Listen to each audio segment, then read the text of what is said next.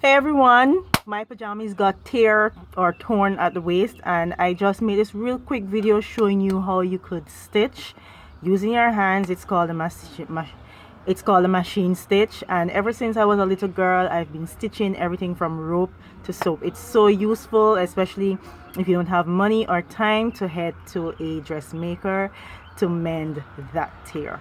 Okay, so I don't know how this ripped. Maybe it's from being machine washed constantly. But this is the band of my pajamas, literally. This is the top, and this is the string part. And then this section just started raising up. I don't want to toss it out, so I'll just go right ahead and stitch it up.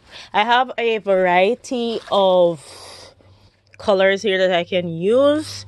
I'll just probably go with this one, as the majority of the pajamas are that color. I could probably look for a lighter color. So I have my thread. I cut the thread, and usually I like when the top of the thread is like very blunt, so that I don't get a very difficult time in passing through the needle. This needle is very big. It's bigger than the traditional needle that you would use to sew, and until I have a sewing machine, I will be stitching items with my hand. And I double thread it so it's strong enough to hold whatever I'm doing. And this is kind of tricky. Like, I've been doing this ever since I was a child.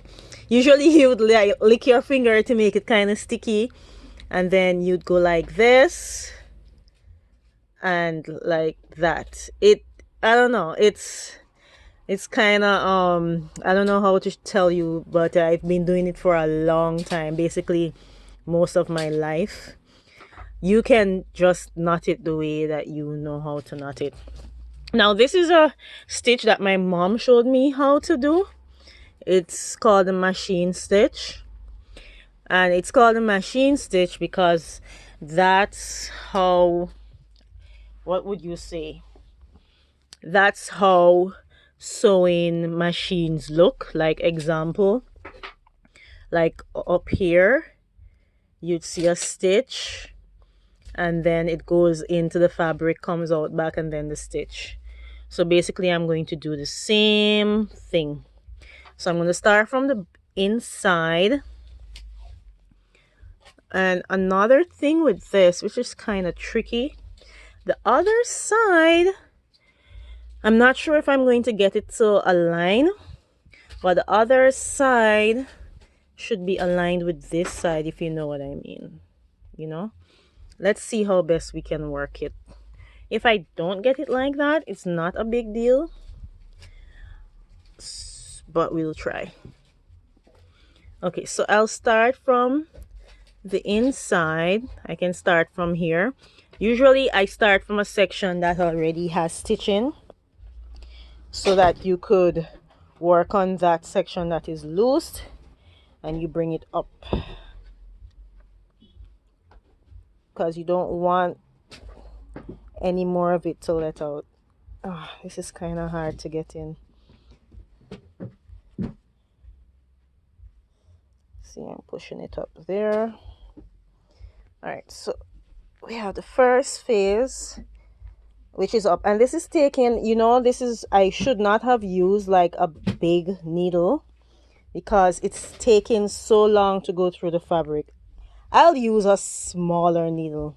Okay, so I changed my needle. This needle is much smaller. It's still kind of hard, but this is most definitely easier. So I brought it up, and look at that other side. I hit it right on the head. It lined up perfectly, the other side. Now I am going in.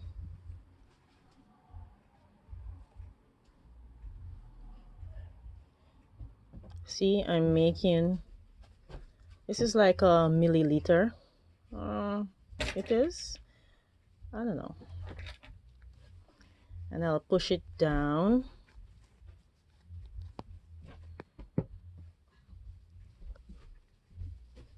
and it came out through the other side. Now usually the stitch on the other side looks really not as uniformed as the front, because of course you're not seeing the back, but we're just going to work with what we have, right? Exactly.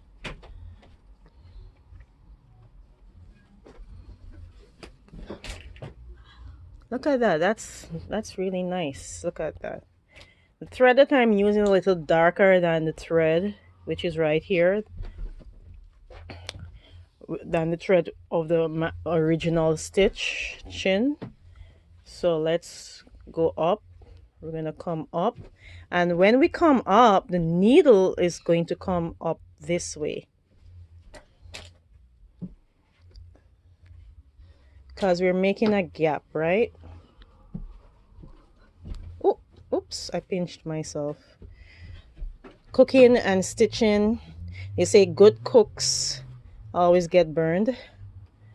Okay, I guess if you do a lot of stitching too, you're gonna get pinched with that needle. So I'm bringing it up right here. I'm bringing it up here, but I'm going to bring it up to bring it over here and take it back down. So I brought it up, and then I'm taking it down. That's how you get like the formation. See?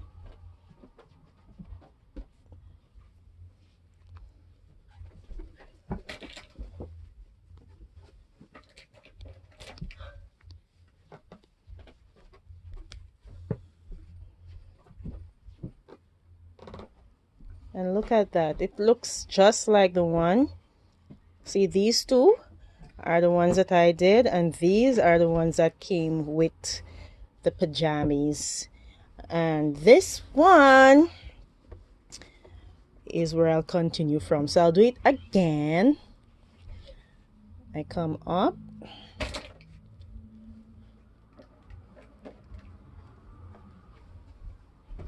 it's getting easier now because I was in this bulky area here, and now this area is not as bulky, it's flat. And you pull a little just to make it like stiff enough, and you come down. This is where the last needle went down through, you know.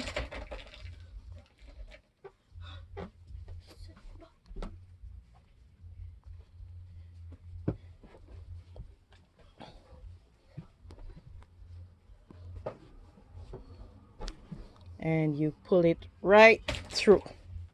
And I'll just do like 3 more on this side to show you what's happening here. So I'll come up.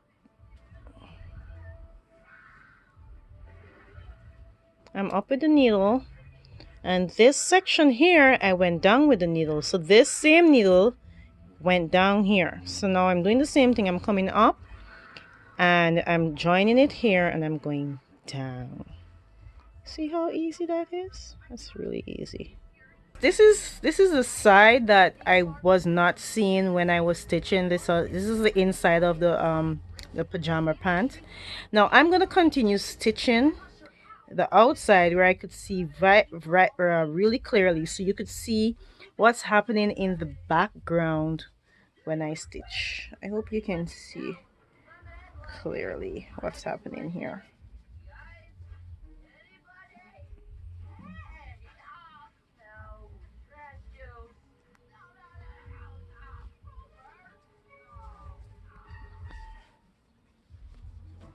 You see how that looks? So I'm stitching on the front, and you'll see the needle going in and out. You get a good idea to see what it looks like at the back. It's not as tidy as what you see on the front, and as you can see, I'm kind of like going off course with, like, I started out really well. The border was right, the end was right here, and I was trying to make it straight, but now it's so slanted now.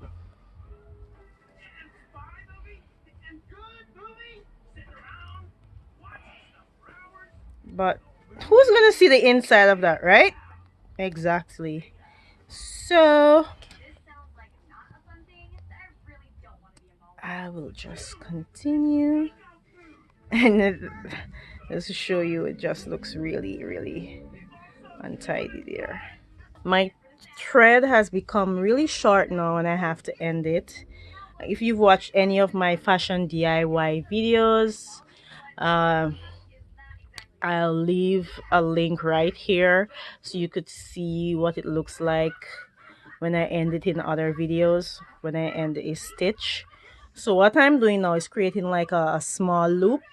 This is right here, and then I go in and I come out. I just pinch a little bit of the fabric, and this is a loop. I make a loop, and then I come under that loop with my needle and I pull. I'm like ending it off so that it won't frill afterwards, and you know we'd have to come back and stitch this again. Who wants to do that, right? And I'll do it again. I usually do it like 3 times just to ensure it's secured. I come in, come down, come in with a pinch. I pinch a piece of the fabric. I come up and I make a loop, right? And I pull. I use my scissors. I cut and I start the process all over again until I'm done mending the entire thing. I'm making my very last stitch here. I'll go down and I'll come back. If you notice, I didn't stay on track here. I fell off course, but that's okay. I did the job, right? So I'll make my loop by, and this is very clearer here.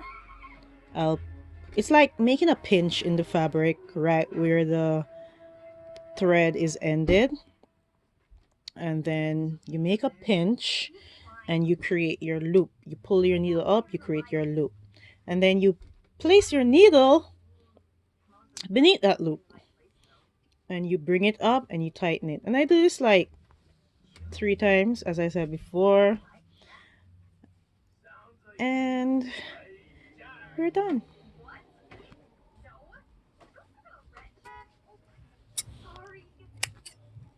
Look at that. It didn't take me that long to fix this. I mean, I could have tossed it or just worn it looking ratchet, but I did not, and now my pant is mended. Woot woot.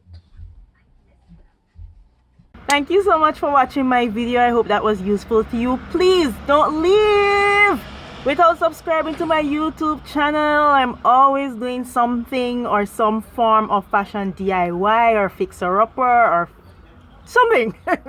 Just hit the subscribe button and I'll see you in the next one. Bye bye now.